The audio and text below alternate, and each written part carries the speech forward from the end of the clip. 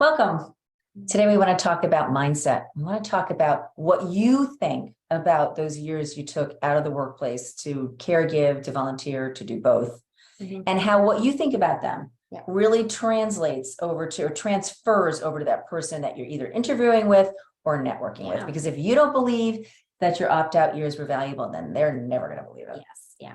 And that's a huge thing to really spend some time on. Yeah, for sure. So what we know is you have to have a little pep rally from the two of us because we are actually career gap experts. That's what we do. And it's so important that you see how valuable those years are that you opted out and the work and the skills that you gained during that time.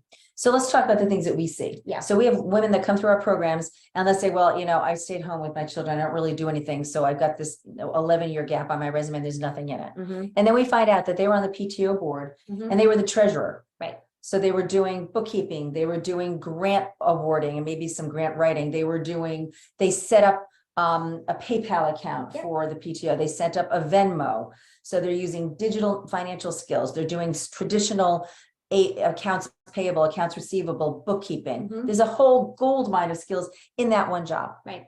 They'll even, they'll do this oftentimes because they're thinking about it from that emotional standpoint of being in the thick of it as a parent. I was on that committee, but I really only got like 15 or 20 donors for that event that I was a part of. Well, 15 or 20 donors is not nothing. No, it could be the difference between a playground at your kid's school or computers in the library and not. Yes. And so I think there's a lot of, looking at it as it doesn't qualify or it wasn't enough or it wasn't really big.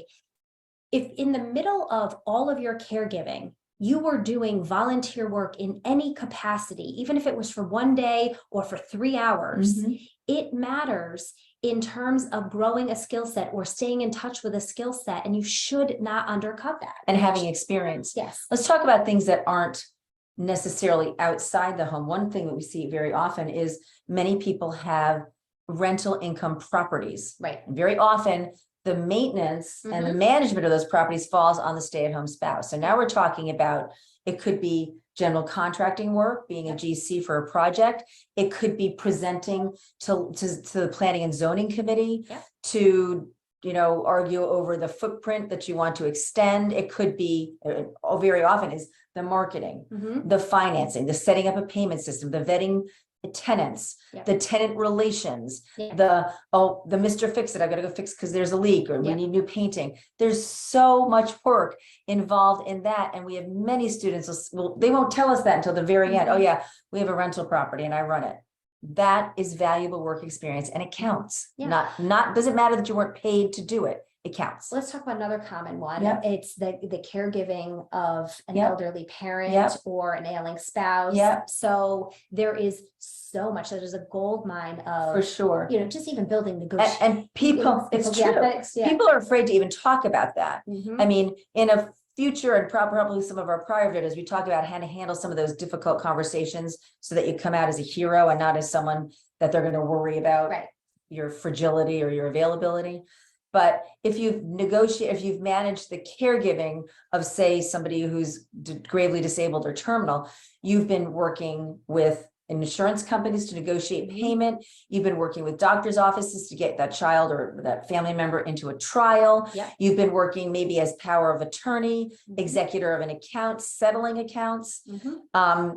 Just negotiating with the school system if it's a child, for learning modalities that will work for a child who can't be physically in school or whose needs can't be met in a school. And the really important thing to talk about here is that very often when you've been negotiating on behalf of your family member, you're benefiting so many other people. You're benefiting all the other people who come after you who are now being compensated, or not compensated, but being reimbursed for a drug that maybe wasn't accepted, or for all the children who have similar learning needs to your child who are now entering into a school system that have tools and resources available for that child. Suze, I think the place where people get hung up though on this, especially when it's something as emotionally driven as taking care of a loved one who is either struggling maybe with some special needs or struggling with their health, maybe even seeing someone to their death, there's such an emotional component of what's happening for you in your life when you are going through that. And it can almost feel, I've heard even some of our students and our clients say to us, I feel like I'm either like exploiting it, or in this capacity, you are never telling them the depths of the emotion and what happened during that time when you are sharing this. That is reserved for the people that you love the most and who have earned the right to hear that story. In this capacity, in the professional capacity, you are taking out the skill sets that you have grown or just refined, and the accomplishments that you've made, and using those things to explain why you might be a fit for a career. And it takes some practice. Yeah, oh, absolutely. When we do this in our programs, we will have a student practice it multiple times so you can get the raw emotion out of it. Yes. Because it becomes, and there's also some nuance to it.